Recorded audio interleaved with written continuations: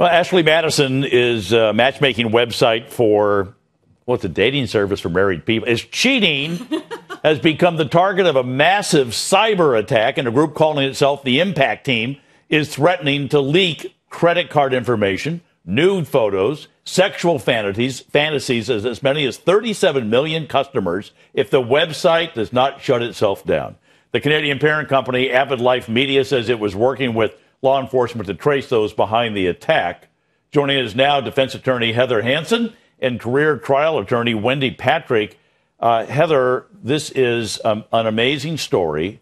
First of all, the 37 million caught my attention, but I started doing the math. It's about 10% of the country. You read these surveys about who cheats, and it's about 1 out of 3 marriages. So I guess that makes sense. 37 million, that's a big business. It is a big business, and it may be having some big troubles. You know, they have this idea that they can get you pay more to have your information deleted off of the website. And what this hacker is saying is that that information was never deleted, that button never worked, and what you paid for never actually came to pass.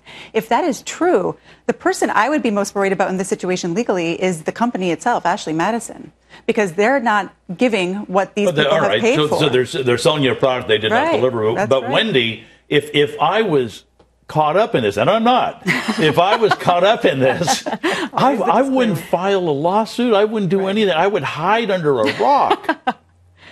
You know, Tom, you bring up a good point. These were not only hackers, they were hijackers.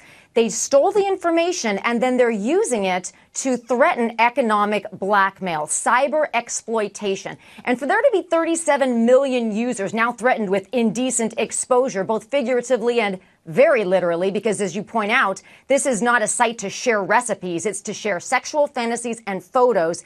You can imagine the confidentiality assurances that company had, morality aside, just from a pure legal standpoint, had to be pretty rock solid, or so those 37 million people thought. Well, it gets to the, we all see those user agreements whenever we sign on to anything.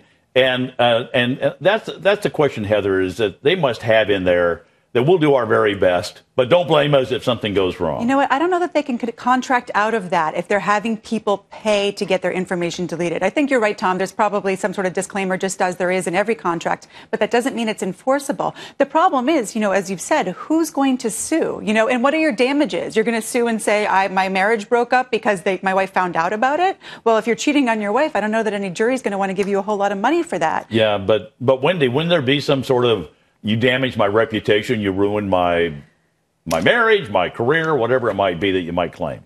Pain and suffering. Tom, pain and suffering. You lawyers like pain and suffering. Yes, we do.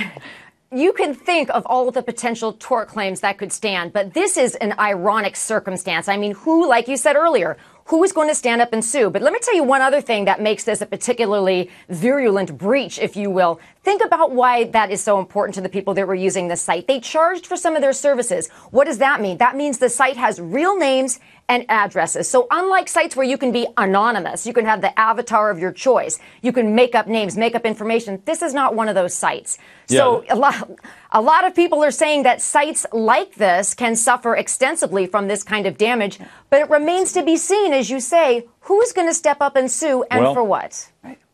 I guess, but at the same time, if I wanted to, could I? I mean, is this a hacker that's some kid in his mother's basement that doesn't have any money? What would I sue him for? Well, you'd be suing Ashley Madison. You wouldn't sue the hacker. The hacker, listen, the hacker has to be brought to justice because we have such a problem with hacking right now and cybersecurity and all of those things. So no matter whether or not you like the company, any company that's hacked, they should pursue the criminal prosecution against the hacker. But here, you'd be suing Ashley Madison for not protecting your information, just like you saw the lawsuit against Target for hacking and getting. Yeah, but nobody threatened Target with saying you've got to shut down. Well, right. But ultimately, I mean, now Ashley Madison has a decision to make. They now have come up with a statement, I think, today that says we've protected this information. Everybody who's ever put their name in that website has got to be biting their nails and not sleeping tonight. Well, that's another whole show about that. Well, Wendy, Tom, I got to run. But Wendy, thank you. Wendy Patrick, Heather Hansen, both of you ladies, thank you very, very much.